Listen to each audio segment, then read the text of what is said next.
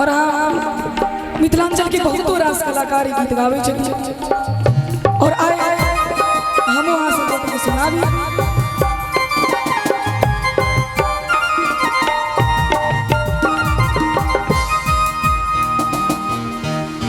अब हिनकर दोनों गोटा के धागा कि लागल झुलनिया के धक्का ई त हमरा मन के सादा सादी धक्का जे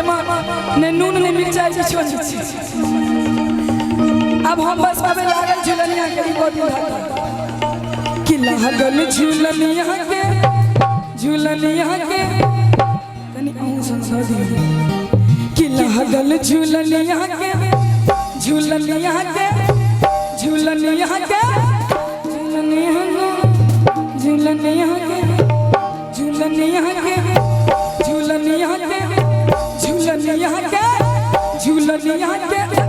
बला बला लता पहुंचे लागल झुलनिया के धक्का बला बला लता पहुंचे बला बला लता बला बला लता बला बला लता बला बला लागल लागल झुलनिया बला बला लता पहुंचे लागल झुलनिया के धक्का बला बला लता पहुंचे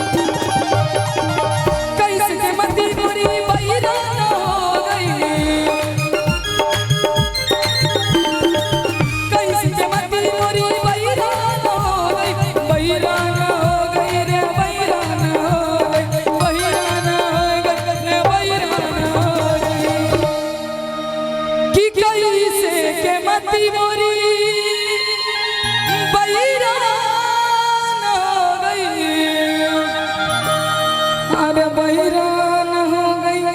रे बैरान हो गई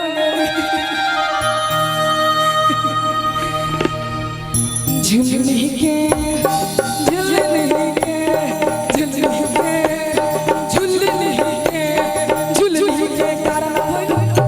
बला कल लता पहुंच गई लागल झुलनिया के धक्का बला कल लता पहुंच गई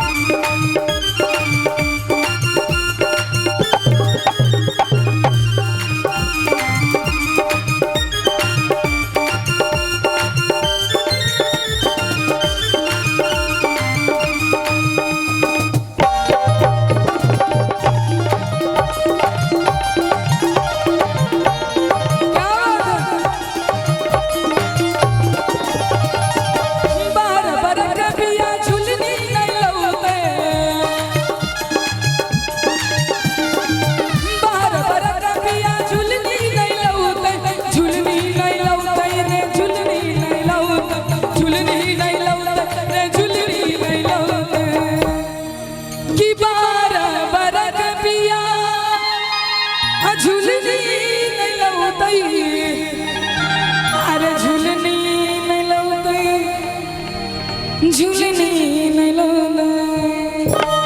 अतः का बाद की है दहिया दहिया दहिया दहिया दहिया भाई दहिया भाई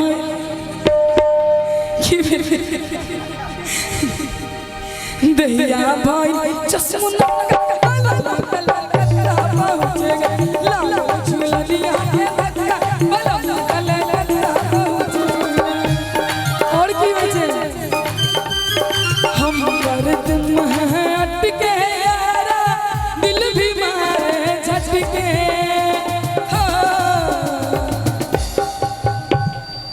किया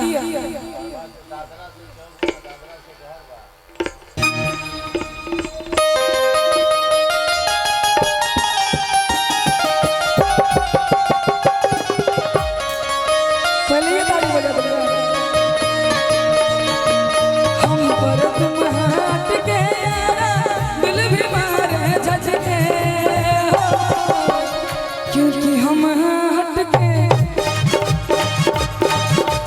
हम पर तुम हटके यारा दिल भी मारे झटके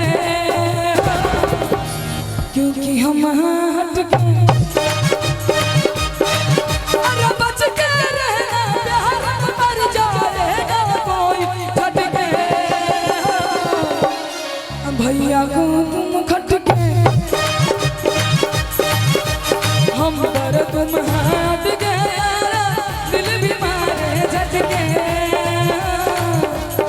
क्योंकि हम हाथ गए और भैया इतना तो झुमका नहीं बहिरंग दर भंगा समगा दिया इतना तो झुमका नहीं बहिरंग दर भंगा समगा दिया सैया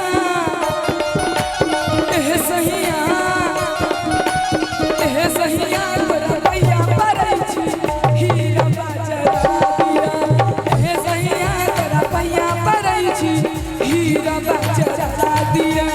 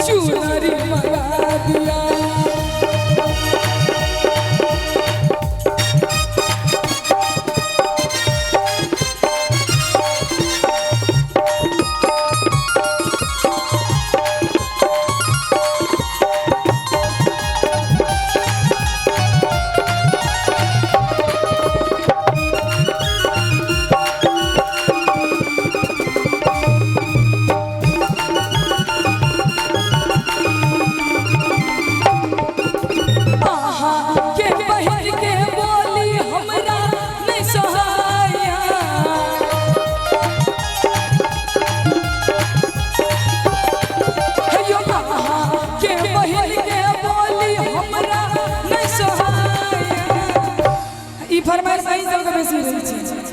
कि एह